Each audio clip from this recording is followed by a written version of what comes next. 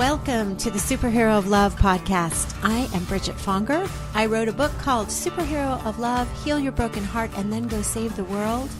That book is going to be out in January 2019, but I didn't want to wait until that time to start talking to superheroes of love. And guess what? Here's the news. You are a superhero of love. And through talking to other superheroes like yourself, tapping into that little superhero inside of you, I'm hoping that you and I and all of us start feeling more and more like superheroes of love, meaning that we love and are loved more than ever before. So welcome. Let's get this party started.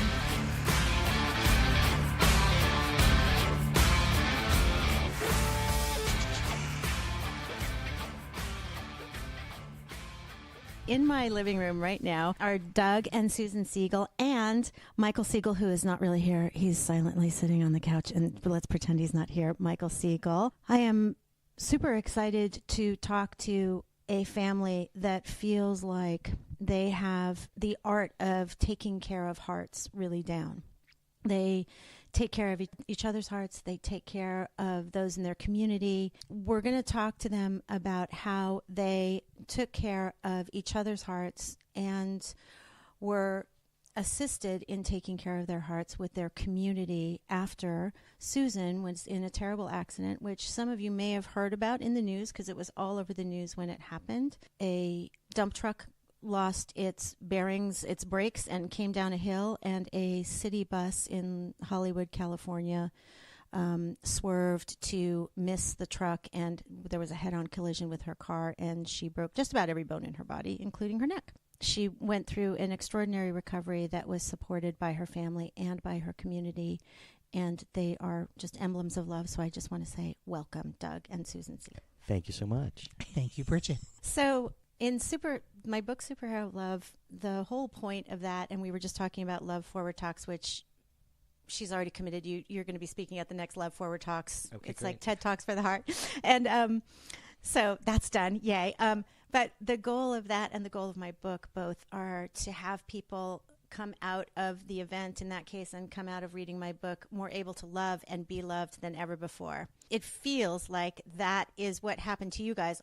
Let's talk about community first, because I know that that's one of your greatest passions, talking about the community and how it helped you love and be loved more. So tell me about that. When the accident happened, as you mentioned, it was all over the news, and our temple sent out a blast to our members saying, hey, Susan and Alyce were in this terrible car accident, and Alyce miraculously has walked away, but Susan did not. And from that, I immediately started getting flooded with calls. People who saw it on the news, people who got the temple blast, friends who had communicated with one another. And there was a need to let them know what was going on, even though I had no idea really what was going on because the news was changing as the hours passed. But it became quickly apparent during the first hours that I needed to say something. And so I used social media to post and tell others that she was in this accident and we're waiting to see what happens, knowing that there would be many that wouldn't know what I was talking about. And they reached out as well to say, hey, what's going on?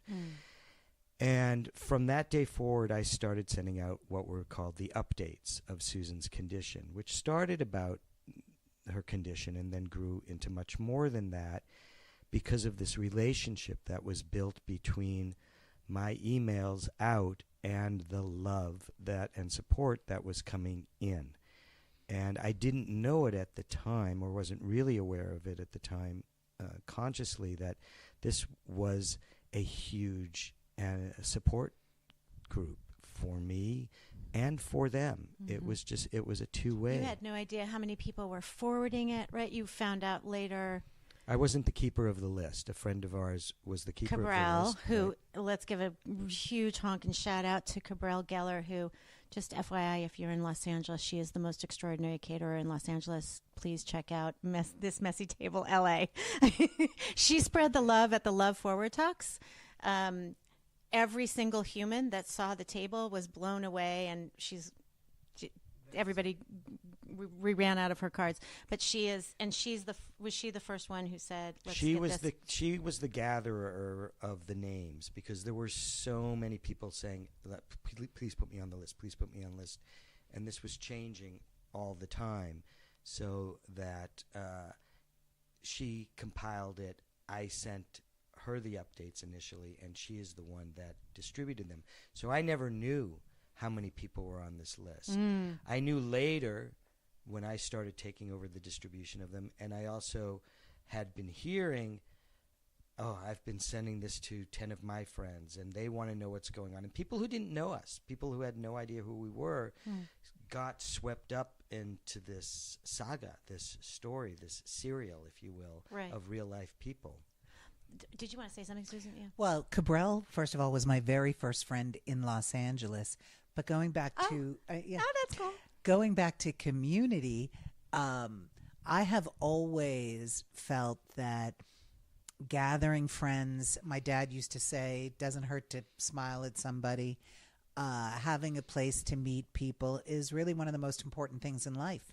That having people around, being able to talk, being able to go out to dinner and just come back and have things to talk about was really important. So I've always lived my life gathering as many friends and people in my communities as I could. And that's how one of the ways our community is built. And when this crazy accident happened, by the way, I'm so surprised that social media, because now we're all learning about social media, especially with a book. Yeah. But it's funny that was the first place you posted, or that you even went there. Mm-hmm. Just because you're so not a social media guy. Oh, that's so funny. You aren't. Yes, I was thinking that's not your natural go-to place at all. It's not your language. Doug doesn't speak the language of social media. But no, you understand it. You know it. I don't follow it in the same way that, or engage in the same way that Susan does. But I knew that she did. And when I posted, that's I beautiful. didn't post on my account. Right. I posted on her Facebook page. You were speaking her language for her. Well, and I was speaking to her friends. Yeah. Obviously there's some crossover, but didn't she also send out an email? Weren't there emails going out too, or was it just social media? It was just social media. No, it was only the first one was social media. Okay. From that point on, it was just emails. Oh, I get you. We Thank you. compiled this list from people. Basically, it said, "Hey, if you want to know what's going on, send your email in, and we'll add you to the list." Okay, got it. And then it formed from there. Yeah. I love that. I just want to read a little excerpt from the book about this issue of community. First of all, one of the quotes from the book: "Communities love holds the power to heal." So as I read that, I just had this image that, like, when it's, like when they say when more than two are gathered, more than one is gathered. What is that phrase? When more than two are gathered in prayer, that it's way more powerful. I always think that people gathered like that, whether for a concert or in a church or a temple or whatever, is probably one of the most powerful things. Like it multiplies, right? Like the on multiplier. On the planet, yeah. There's isn't there an amendment or something in the Constitution? I think there is. That is, I have to look it up, but about the right to free expression and people gathering for the same, right to gather, right, and that always struck me. And this was one of those situations, I think, where the right to gather was needed. Yeah. Here's another quote. I love this. As I sat in services today, I thought about how this is Doug. This is an excerpt from the book. Excuse me. This is an excerpt from the book, and you're at your synagogue. And you say, as I sat in services today, I thought about how many of us can't be so public. This makes me cry. You should read it. I was just going to suggest that. Thank you so Bridget. much. We've gotten used to reading the book. Oh, good. I did actually just do the audio book. You did. Oh, that's great. Yeah, and I read it, and it's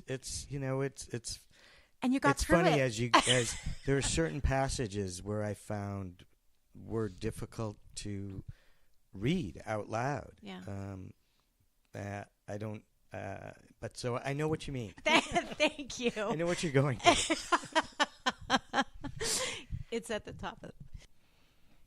As I sat in services today, I thought about how many of us can't be so public about our pain, and therefore don't receive the benefit of so much love and support, even when it is needed just as badly.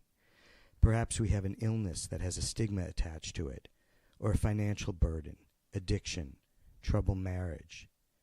We all have something, but there isn't always the opportunity to be so loud about it. Thank you. Everybody's got their bus. You know, we've all been hit by something. Everybody's got their bus. That's right. And so, as Susan, as I said, it was so public, and so many people were involved and aware. But I became very aware of all the people who suffer in silence, right, and don't have the benefit of that support and that love coming in, and how powerful and healing it is, not just for the surrounding family members, but, and Susan will tell you herself, but for her, whether conscious and lucid or not, instinctively knowing and feeling that people were sending that kind of love and energy. Yeah. And she'll, not to put words in her mouth because she's right here, she will say that that is what healed her, that support. Yeah. No question about that. That feeling loved and liked, and then healing energy, it does really help. No question. I have a friend who was just diagnosed with cancer, and she's not telling people because she doesn't, and I hear this a lot from people that are diagnosed with cancer, especially, you don't want to be treated as the cancer patient, and you don't want to run a marathon with a pink ribbon right away. I hear that a lot. Yeah, no, and you were saying, I remember when you got mad at him when he said that. Sure, because in his public post on Facebook, my entire high school class heard the call to arms, and which surprised me, to be truthful. I didn't remember, I had my couple of pals from high school, but suddenly everybody was coming up and sending notes, and I was touched, but also shocked, and I didn't want everybody to know. I was embarrassed. Did I have a brain injury? Right, I did. I remember That's that. why. I love that moment where she got mad at you for saying that she had a brain injury, and I you was were mad like, as "Oh my hell. God, what else did I do because wrong?" it was embarrassing. It's hard to be vulnerable, and I didn't know where I was at the time. I mean, I couldn't even lift up my arm. Yeah. So then to have all these people that I hadn't seen in how many years was nerve-wracking. It's hard to be open and embarrassed, and so yeah. So yeah, it's a double-edged sword. It's like if you need to be vulnerable to allow people to step in to support you. You do, and some of it's hard. I know that some people, it does take strength to share these things as the, I don't want to say the victim, but as the one going through the experience. You have the fear that people are going to look at you differently and treat you differently. But on the flip side, the other thing that happens is oftentimes you find that you're put in the position of taking care of them and making them feel better about your illness or your injury. Yes. And that takes a tremendous amount of energy. Yes. And so there is, I think, an inclination to sort of like, I'll just go through this myself. Yep. And especially... And people say the wrong thing, too. Yeah. Yeah, like, and it's hard. It's like you don't know what to say. And as a man, it gets even more complicated because we are generalizing here, but, educated to keep things to ourselves, to muscle through, to, we don't need the help and all of that. And women are much more vocal and sharing and allow others into their lives more intimately than men generally do. But I was going to say, tell Bridget the example of the man's expression versus the woman's? So for me, the epitome of the difference between men and women. Susan is in a book club. Mm-hmm. I play in a band. It's just a guy. It's just a bunch of guys that get together. Right. When she comes back from a night with her book club, I say, "How was book club?" And she says, "Oh, it was great. So and so had this, and so is doing this, and so is that, and their kids are this, blah blah blah." Right. And then when I come back from rehearsal, she says, "How were the guys?" I say, well, "What do you mean?" Oh and my she God! said, "How are the guys? What's going on with them?" I don't know. She's like, "You were just with them for 3 hours." And I was like, "I know.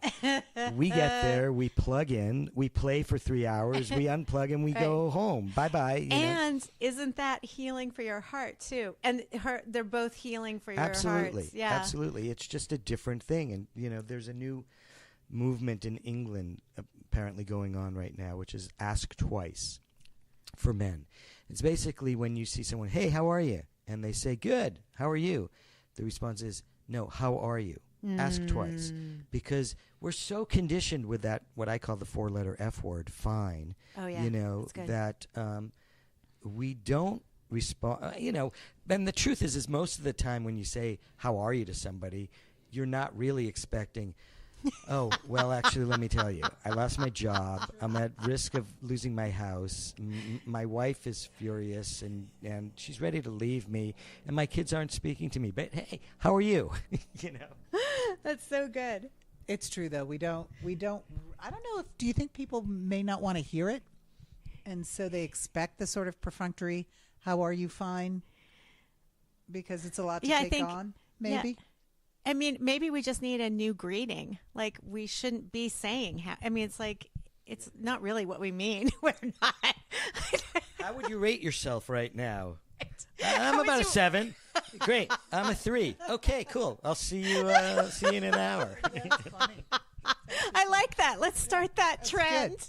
But I also want to say I think being vulnerable is maybe one of the hardest things to do in this life. And then when you're so hurt, either emotionally, physically, or both, then being vulnerable is enormous. It's and even doing this book, it took me a while to say, okay, you can say all that, you can put it out there, but boy, it was a leap to take. Yeah.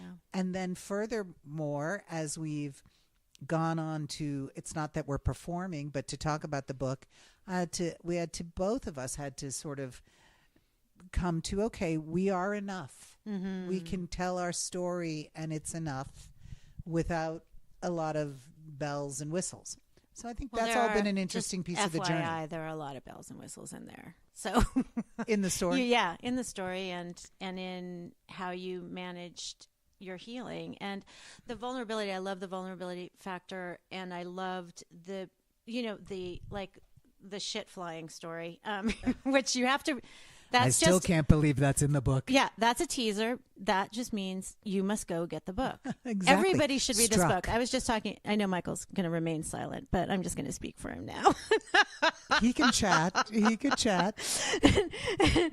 This is Michael Segal. This is, and we were talking earlier, and he was saying, well, it's not really my story. And I'm like, it's your story. Because, so the book, you guys that are going to go out and buy it, in fact, while you're listening, just go over to Amazon and click on it, or go to your local bookstore and get it. Okay. So, but Michael was saying it's not my story. Doug wrote the book, and Susan had the accident, and Alyce, Michael's sister, was also in the car. She was unharmed, but the accident happened to her. But to me, the accident happened to all of you and to all of your hearts. Like it struck you as much as, right? I mean, it definitely affected me directly.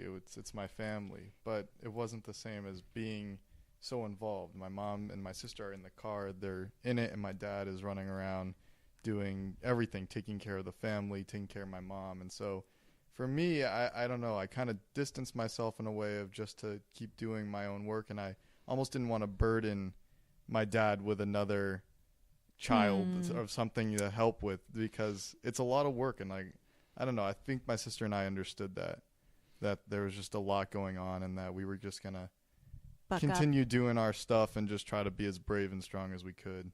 Oh. even though it's tough when you're, young. Yeah, how old freshman were in- you?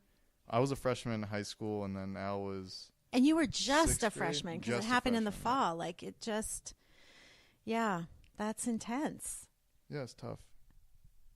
I always thought that it was harder on you, but I mean, maybe I was wrong because you weren't as involved. Mm-hmm. And when I finally woke up to it, I thought, oh my gosh, Michael kind of had to face this all, not alone, but just Relatively unattended. relatively not in the act, not involved, called out of class. I mean, that would have Me terrified too. me Yeah. at freshman year like that, and how brave you really were, but that it was sort of this funny disconnect for him, which I guess in the end might have been a good thing. I think that, in my effort to normalize things at home, the kids instinctively tried to normalize their lives as Mhm. well. Keep going to school, do what they were doing. When Michael was asked, do you want to skip your final exams because I know it's been a hard semester, Mm-hmm. the response was no. Mm-hmm. And I think that wasn't just a way of dealing with it, but it was, let me say that again. I think to refuse that offer was his way of still normalizing and saying things happen in life and we have to find a way to cope and deal and go on with them and not let them take over. We have to integrate them into our lives. It also sounds like that was your fight. Like you saw her fighting. Like if she can fight that hard, I can fight at school. I can fight to meet my goals. Yeah, I mean, I went to school with a lot of people who were very privileged, which is good, and it's very eye-opening too. And you would see these kids get out of things for silly reasons, and I would never like that just because, well, it didn't seem right, it didn't seem fair. And so for me, even though this was tough, like I wanted to just keep going through and keep doing it. I'm a normal student. I'm still studying. Like time goes on, things happen, and then we move on, and then hopefully set example. And I had a great community of friends around me to help out too. And yeah, it's a tough first week, month, year, but then everybody moves on, and it's Well, okay. speaking about vulnerability, though, like you don't think of freshman year as one of the like the time, that's like the time that you're veering away from vulnerability. It's like the last thing I want to be is vulnerable right now. But you had good friends surrounding you that you could be vulnerable with. Yeah, I mean, everybody wants to know what happened, but I didn't have any answers. I kind of knew what happened, just accident point of view. Dump truck, lost brakes, hit a bus, hit my mom. That's kind of all I knew. Right. And then, how's your mom doing? Well, It's I don't know. unclear. Yeah. And so I wanted to tell them as much as I could because, I mean, my parents and my sister, our family, we've always loved sharing our days and what's happened. And I've definitely taken that into my life and with my friends. But it's hard to do that with the people you love and your friends when you really don't know what's going on. But just for all of their support and what they've done and everything they gave us, that it is great. Like even when they don't know, people will help. It's good. One of the things I wanted to add was that I felt it and wrote about it in the book is, the part when I was called by the rabbi and a congregant said, we it's a want good to story. financially help you. And I was so torn by that wonderful, generous offer, but at the same time, and I think that this is sort of what Michael is speaking about as well, is this feeling of like, it just feels wrong in a way. Am I exploiting the situation? Yes, I could get out of all my final exams. What student doesn't want to get out of all of their final exams? Right. But morally, it feels like that's an exploitation because it's not really needed in that moment. And that's kind of the way I felt grappling with all of, when you, the and let me give them a difficulty background that you got this offer right in the middle of, you hadn't worked for several weeks. You were in debt. You didn't know what your co-pays were going to be. Like you were in what could be considered a financial crisis, but you were only dealing with her health crisis. Right. So. And the first, hospital bill comes in and it's my $1.5 God. million, and you're just like, okay. But I'm laughing only because I just don't want the listener to think my laughter at that point, because that wasn't your bill. That wasn't your part of the bill.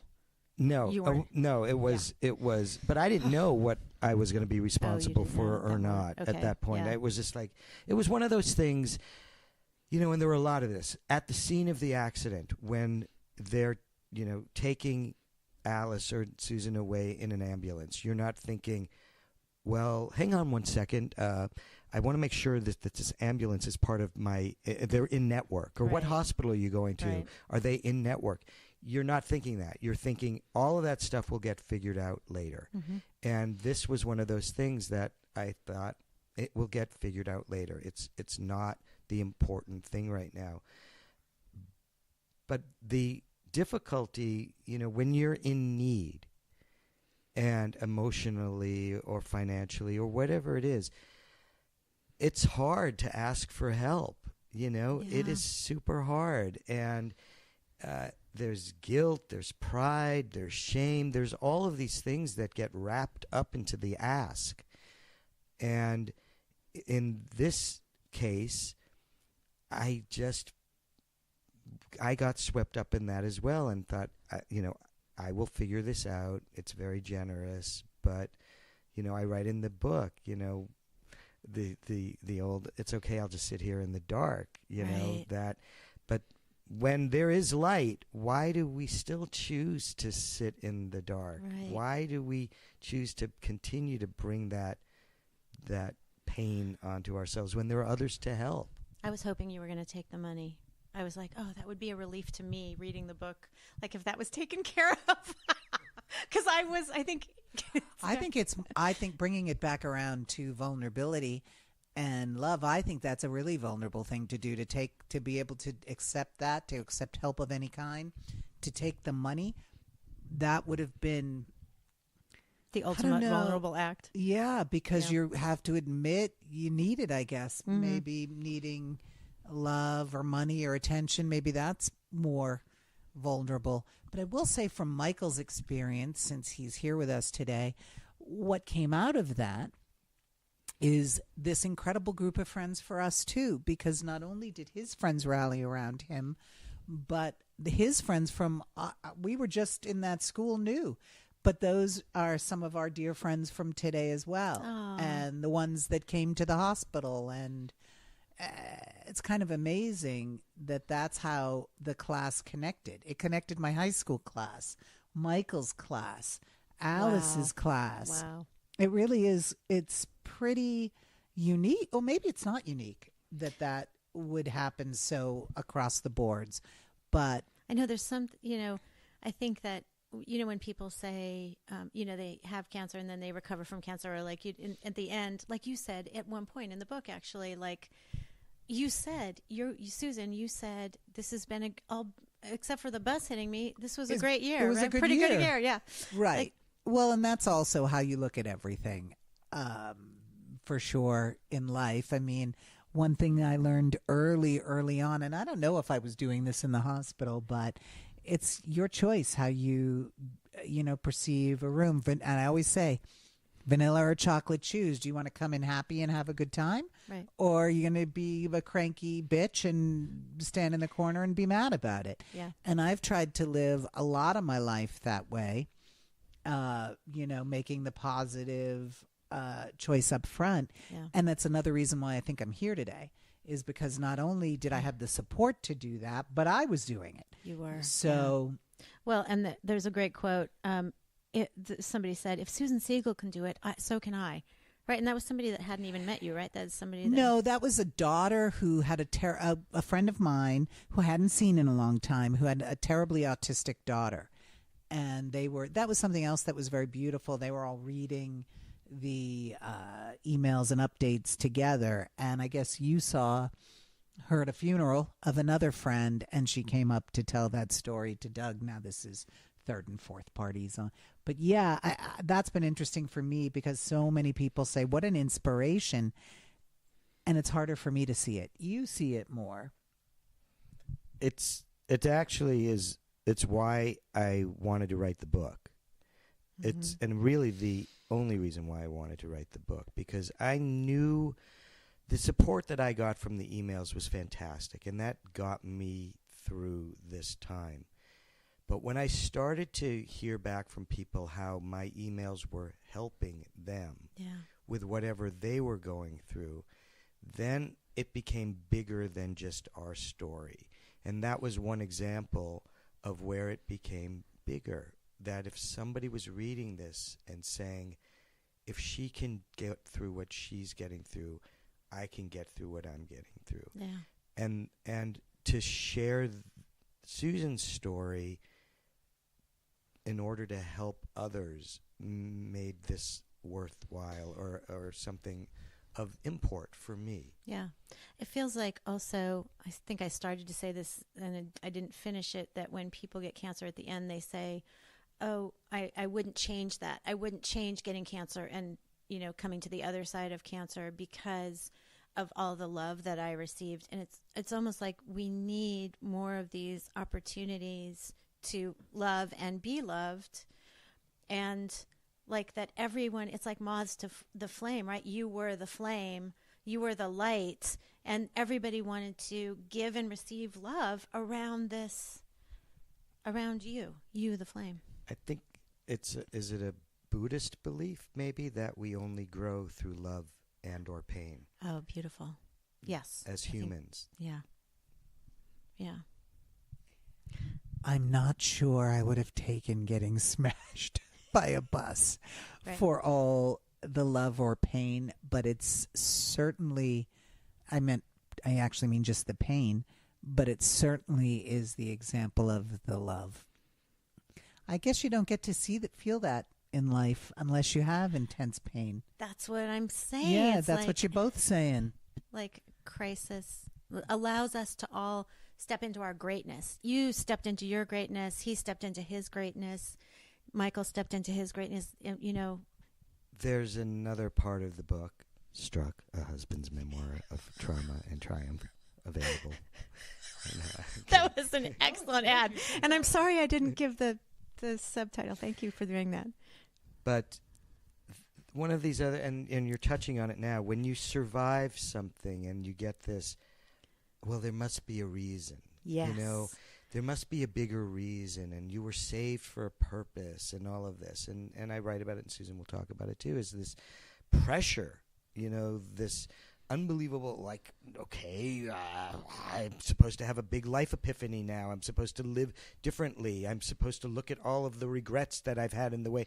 And when you don't have that, when you've been living a good life and there's not a clear answer to that question of the purpose of this event, there was a X-ray technician who, was looking at Susan's X-rays, I love this story, and said, "Boy, is there anything that you didn't break?" And Susan said, "No, not really." And he once again, like many others, said, "Well, I guess you were saved for some reason, or there's a reason for you to be here." And she kind of let out a sigh, and I said, "Yeah, I've heard that before, but boy, really did I need to go through this to get there? And what is that reason? I don't know." And he said, "Has anyone been inspired by your story?" And she said, "Yeah, I guess so. I think so." And he said, "Well, maybe that's the reason." And that, again, is the reason to write the book and to share the story. Right. Because you, just with the emails, but even before the book, you touched thousands of people. How did I do that, Bridget?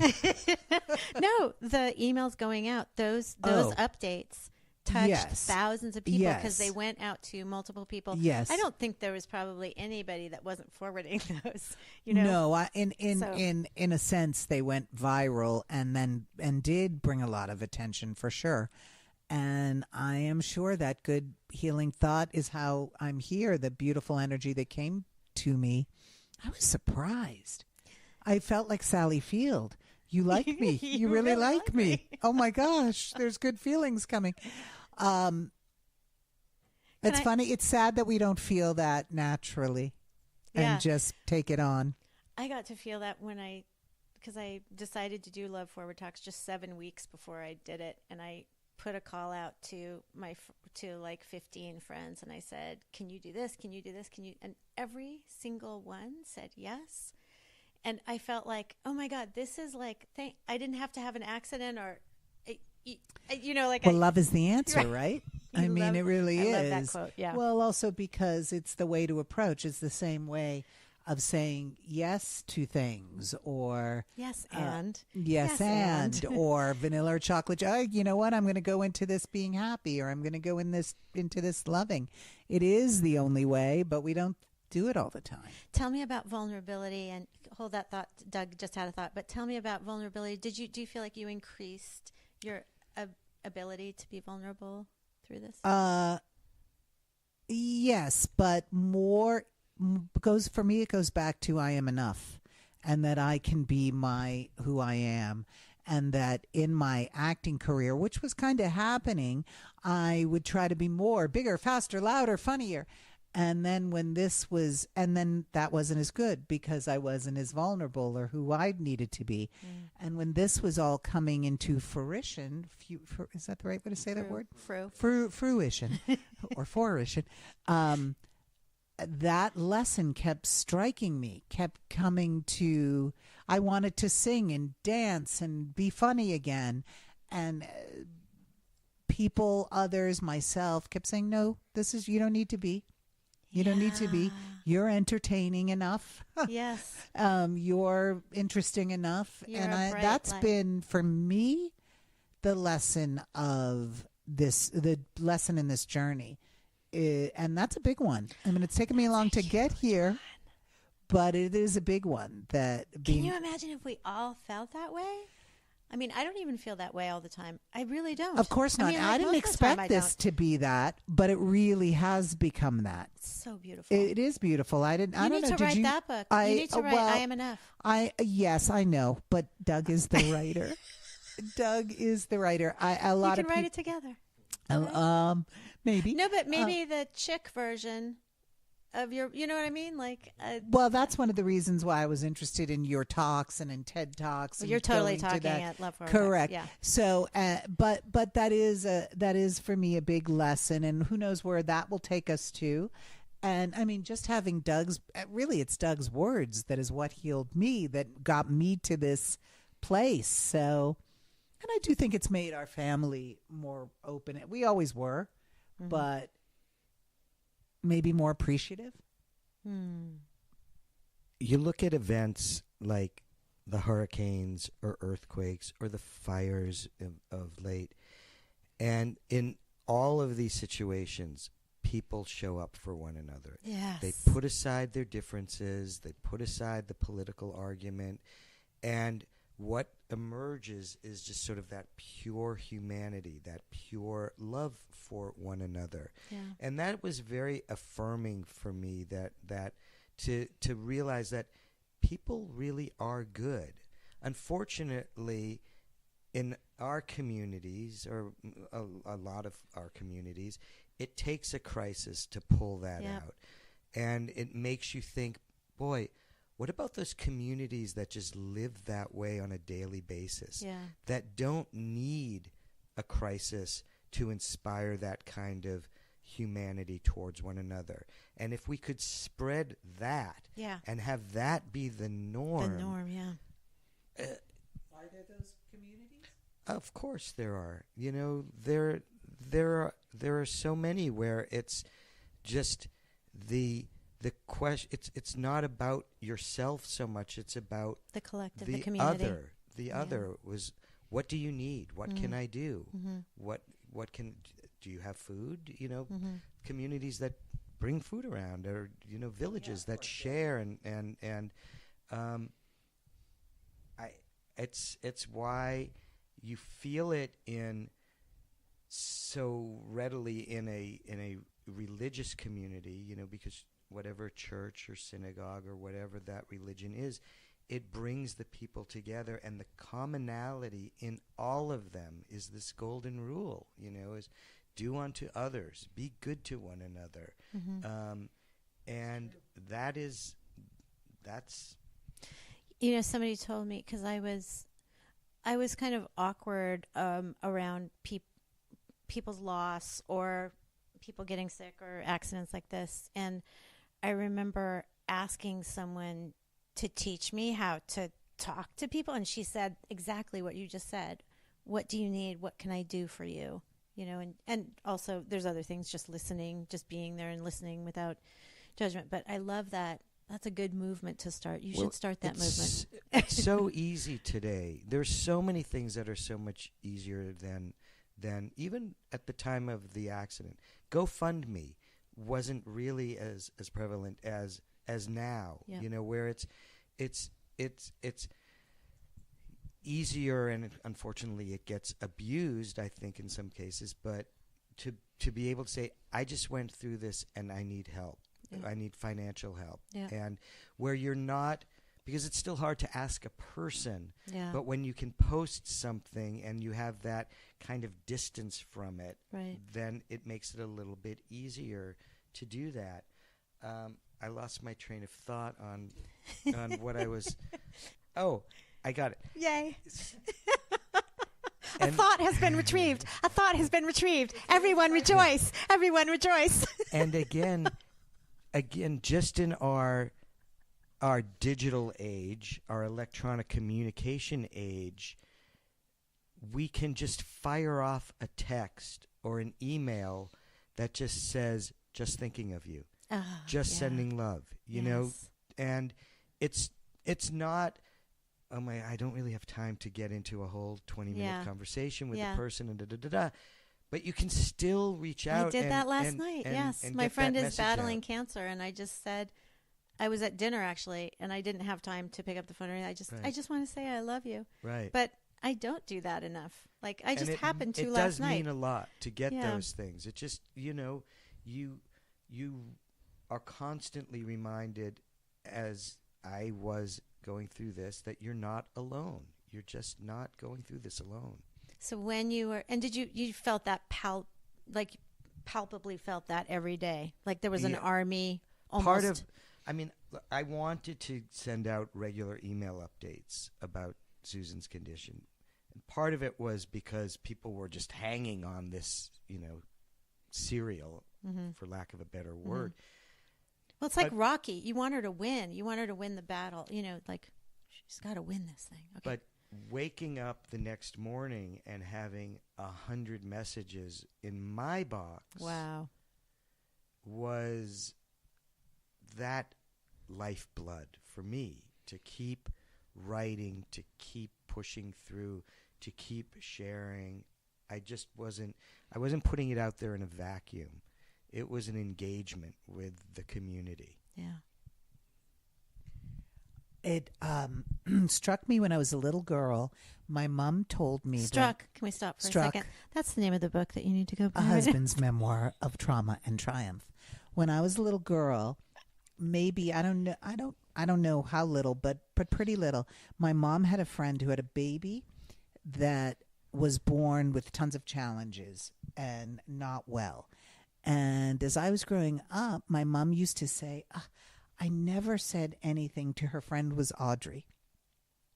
And I've always regretted that my whole life. And she's tried to reach out and she lost touch. And she said to me when I was little, never do that. You must always reach out to someone. And at least, she said, I didn't know what to say. I was 23 and stupid or whatever. But that stuck with me even as a child because I saw her sadness and regret that she could never find her friend or say anything. And so I've always tried to. I don't know if I've done it successfully, but because that stuck with me, I always tried to do it or at least reach out and say something. It sounds like that's ingrained in you. It is, but you still don't always remember. I mean, even after a dinner party, it's nice to hear and thank you, but I guess you shouldn't have to hear that, but it's always nice. Yeah. Yeah. Thank yous. Gratitude. That's a good one. Mm-hmm. Yeah. Mm-hmm. So there's a couple things I want to talk about, and you guys can tell me if you're open to talking about this. So I want to talk a little bit about parenting because a lot of parents listen. So I want to talk about helping them hold their hearts. And then I want to talk about God and belief and skepticism and stuff like that. little things like God and belief, and Just the tiny touch stuff. on Yeah. touch on those tiny subjects. Parenting. Another reason I wanted to write the book, and comments that I have gotten back, because people get a lot of different things from reading the book. It's sort of whatever their issue is and what their need is. Mm-hmm. I was surprised when, it first came, I think, from a rabbi who said, this is a great example of parenting. It is, yes. But I was surprised about that because I didn't think about, I didn't think about. Look, there are a few things I didn't think about. I didn't think about like, oh, I'm Mother Teresa and I'm being a nurse and look at me, how wonderful I am, and what a great caregiver I am, and what a great parent I am. For me, it was just sort of, this happened and you step up and you do what you have to do. But there's so many. Well, I have to interrupt you because one just popped into my head. I really love when you were thinking about having Alyce go to therapy. You wanted to offer her that option in case she was pushing anything down. And I love the analogy that you used with your knee that you hurt when you were skiing when you were younger, right. And how it's like that knee isn't still quite the same. So there is something, and I just loved how you were proactively taking care of her heart and doing what you could to take care of both of their hearts. And that was a hard decision at that time because, and I write about it and I thought about it with Michael as well, is the injuries that you can't see. Yeah. And how do you treat those injuries? And you don't want to create an injury where there isn't one, but you want to acknowledge and care for an injury that is there. And so the stigmatization that, is that the word? Stigmatization. Stigmatization.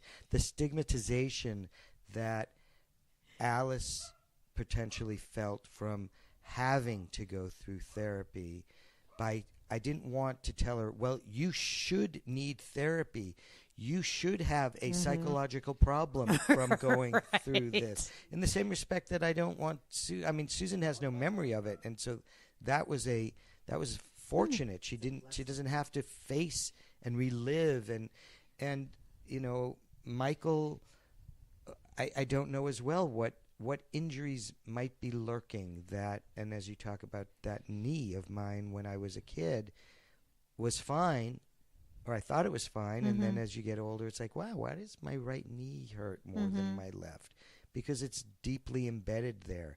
And those are the injuries that we don't know about, and we have to, I guess, just sort of stop and do a checkup on ourselves. Right. It's like, how am I feeling about this? Am I still okay about this? Do I need to deal and address with this? Well, Michael, were you talking about the example that you gave earlier? Was that recently, or was that kind of soon after the accident when you were saying you would react kind of? I'd say like within a year and a half, you just kind of build up some emotions and they come out in weird ways. Like if you struck out in baseball, you just get overly emotional about that strikeout, and then your friends would be like, "What's up?" And then you would just have to. Great. Then I'd probably realize, damn, that was like a month's worth of emotion built up. Just that came out at a weird spot right there. Right. I feel like it fizzled out after a while. I don't know. It's very strange. And it's not rearing. It's like no, it's not tapping no. you on the heart, going, "Yo, I'm still here. I'm hurt here." No, not really. The better my mom got, the more that like it went away. You know? And so when she's back pretty much to normal now, and we can still make fun of her and have fun, then all those weird emotions, they don't All is well if we can make fun of Mom. The world is right. That is true. That is our normal.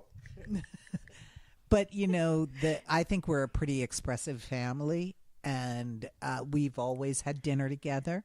I love that. Always. I love that. We've always tried to vacation or hang out together or go to movies together. Simple things, but we've always tried to do it together because it's more fun together. Right. And then, of course, making fun of me is more fun together. So it all works out. Okay, so now I want to pivot to God. Pivot to God. That's the title Of your new book, Pivot to God. Pivot to God. So, and I want to read this. It's a brief, just a couple lines from your book. God is all of us. We all have the power, the heart, the compassion, the resources to provide one another with exactly what many turn to God for. And I just wanted to read you this quote. So the teacher that I study with is Master John Douglas, and he gave me this quote, or there was this quote, and I asked him if I could use it in my book, and it's a very short quote, and I'm mess it up even one single word. It's only several words. Love alone will lead you on God's path. Isn't that beautiful? That's Pastor John Douglas. But I love how you, Doug, in the book, wrestle with, like, was this meant to be? Did this really have to happen? And you're like, did I really have to learn the lesson this way? And, so you both have wrestled with this whole, and you weren't necessarily as active with the synagogue either prior to this happening, right? We were active as a community. Okay. Yeah.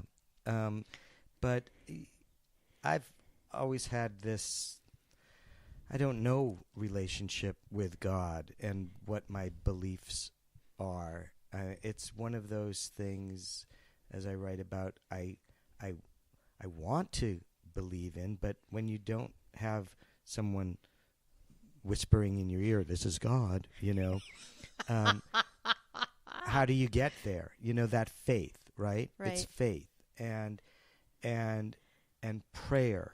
And I talk about this, that, my views on prayer were never that I sat down. I never sat down or, held the kids' hands and said, let's pray for your mom. I would do things that I considered more wishes, Right. Please let the surgery be. I hope this goes okay. I hope that, Michael and Alyce are going to be okay and adjust. I hope that, I wish, And then, but when you think about prayer, what are you really asking for?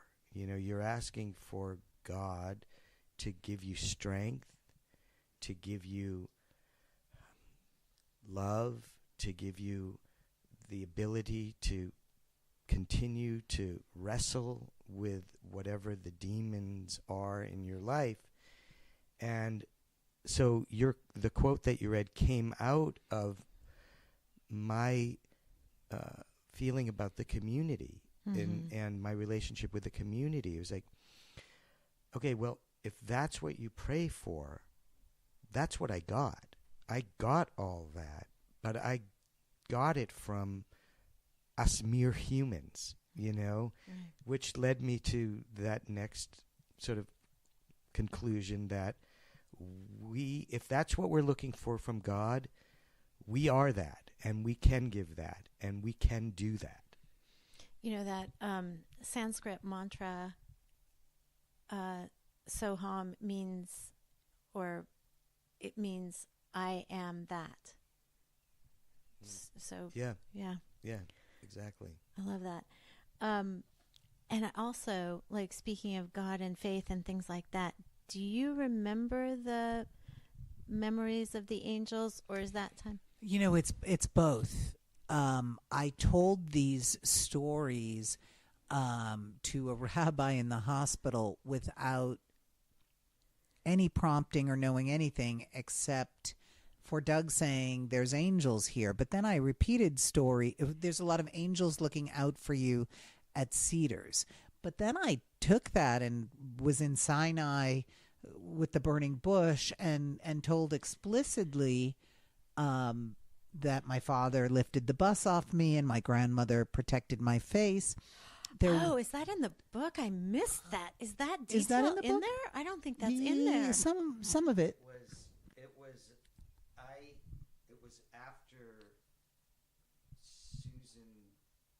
was out of the hospital. Give him the mic for a second. It was out. It was, no, just that. Just to say what you were just saying. So I don't remember at what point it was, but somebody had reached out to me, or Susan. I think had reached out to Susan in email while she was still, and said, I knew intuitively, she was going to be okay. And this was a friend who has psychic abilities, and she said, it was very clear to me, I envisioned at the time of the accident an umbilical cord connecting Susan to this world. So I knew she was not going to die on that day. I knew she was going to be okay. And then started asking questions. You know, I got the sense that people in the afterlife were helping her, that her father helped pull the bus off of her and said, do you have a brother that's passed? And my brother died years ago, and I said, well, no, Susan's is still alive, but and she said, because I get the sense there's a brother there as well, and someone protecting her face, and that resonated with Susan, whose grandmother always used to say, oh, my Susala with the beautiful face, or whatever, and that there were these angels, you know. Because I told all of this before hearing this to the rabbi in the hospital. Yes, and specifically, that's crazy. Specifically, you said there are lots of angels watching over me, and you said that they were around and in the operating room. And this is my favorite thing: they would just lean in and give me hugs. Isn't that crazy? Oh my God, that's crazyville. No, and then that experience, and then in the end of the book, not to be a spoiler alert, but that the woman who helped in rescue. Oh my gosh. I mean, that's crazy. Okay, too. there's an amazing story that we're not going to tell you because it's too incredible and you have to read it for yourself. It's true. But the person the angel that came to the scene and helped Alyce when her mother obviously could not help her, and before Doug got to the scene of the accident and helped give her a phone so she could call her dad. I mean, there's a lot of crazy things in the story like that. Even our doctors. I mean, I was, as Doug's sister said, the most unlucky and luckiest person. I had a brand new trauma team that wanted to do well. Oh, wow. I didn't know that. Yeah, Yeah. like that had just been hired by Cedars. I was close to the I mean, there was a lot of little miracles. Yeah. Snippets of miracle snippets. Miracles. That took place. Miraculettes. Miraculettes. I like a thought has been retrieved. But I was naive to this blissfully while Susan was in the hospital, because I thought, oh, she survived the accident, her bones are healing, and now it's just a matter of healing. But that is so not often the case, where it's the complications after a trauma like this that can be so devastating. And that's where we escaped miraculously. Yeah.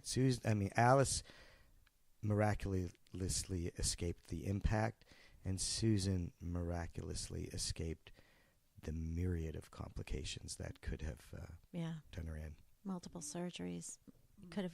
Friends of ours and most doctors can't believe I made it out of the hospital without more devastating consequences. I sometimes can't believe that now, because you can see it just the way they get you out of a hospital today. I mean, you're out in less than 24 hours. Yeah. So that itself is a miracle, that I was in there for 3 months. Yeah, and came out. And you weren't riddled with infection, because most people get infections. I had some. You had some. Did. Yeah, she did, and and that was they would talk about the inevitable pneumonias or risk of stroke and all of those things that not only could happen but are likely to happen. And our orthopedic surgeon, Dr. Daniel Allison,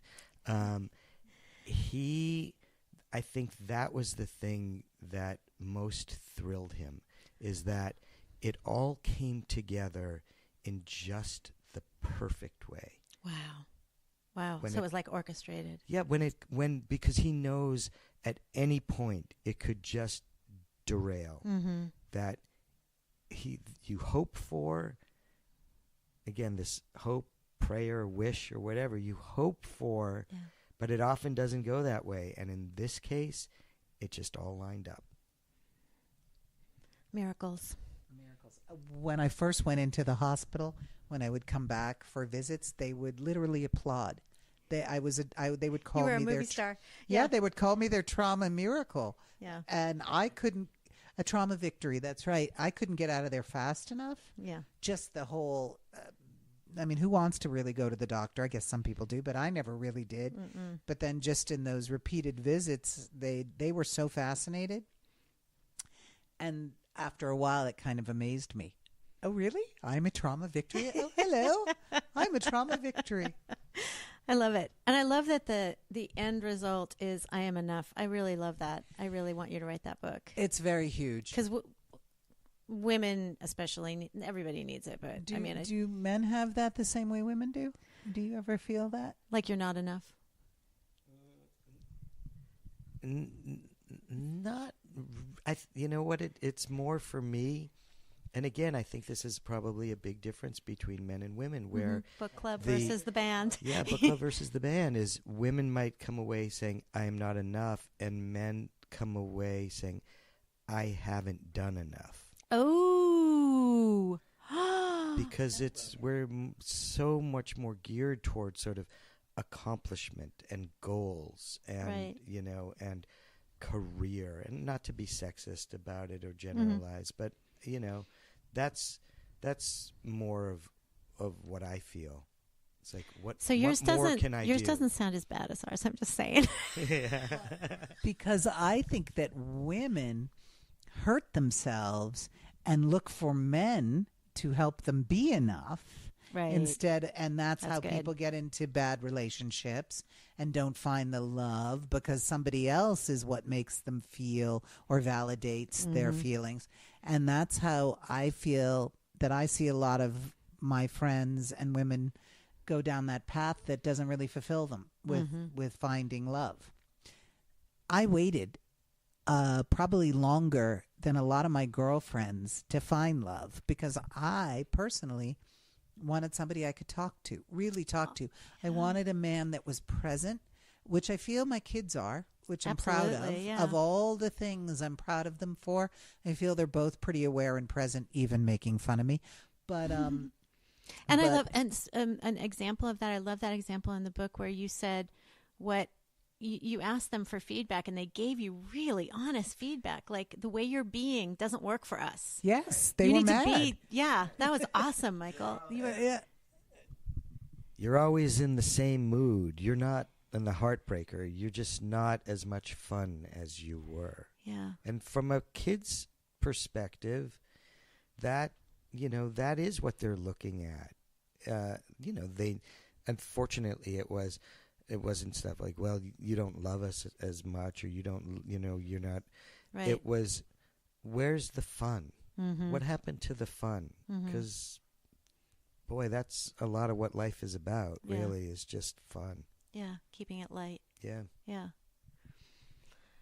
All right. Anything else that you guys feel like I didn't touch on that you wanted to talk about, that you'd like to leave? Struck. A Husband's Memoir of Trauma and Triumph by Doug Segal. And out at the end of 2019 will be I Am Enough by Susan Segal. Michael, do you have a book in you? Alyce actually has a book in her, because oftentimes people come up and it would have been fun to have her sitting with us today too. But, they say, Susan was hit by a bus, and how was it going through, when your wife was hit by a bus? And so Alyce's book is, I was hit by the bus too. That's so great.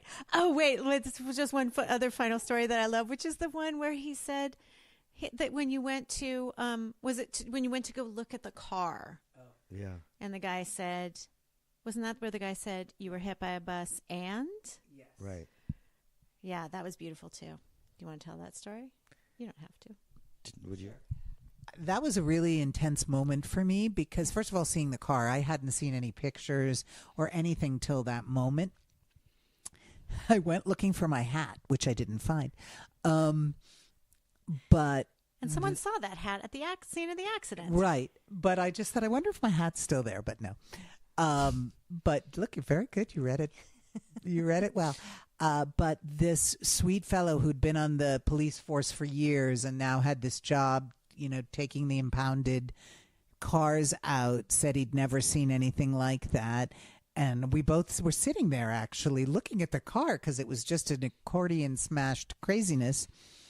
And he had said, I can't believe I survived that. No, that's not how it went. He said something like, I can't believe the car is like this. You remember now? I'll take over. 'Cause I remember. That's why I love you. We were there, and Susan was walking around the car and turned to him as if he didn't know and said, I was hit by a bus. I love it. And he said, and she was confused. It was like, I was hit by a bus. Yeah. Do I need to say more? Yeah. And when she finally didn't pick up on it, he said, you were hit by a bus and lived to tell about it. And thank God, because you wouldn't be sitting in this living room right now. And thank you for having us. Oh, and thank you for being here, and I can't wait to have you at Love Forward Talks, and that'll be behind you. In my living room is the giant can't heart wait from to be Love Forward there. Talks. Yay. All right, everybody, run, don't walk to get Struck, a husband's memoir of trauma and triumph. Yay! That was Douglas Segal and Susan Segal and Michael Segal, and you can find Doug at douglassegal.com. Obviously, you now know the title of the amazing book, Struck. And thank you all for coming today. And if you like this podcast, pretty please, with sugar on top, will you go and review it on iTunes and subscribe to it, and then you'll get a quick email when a new episode comes out. Thank you for coming. Have a wonderful 2019, superhero.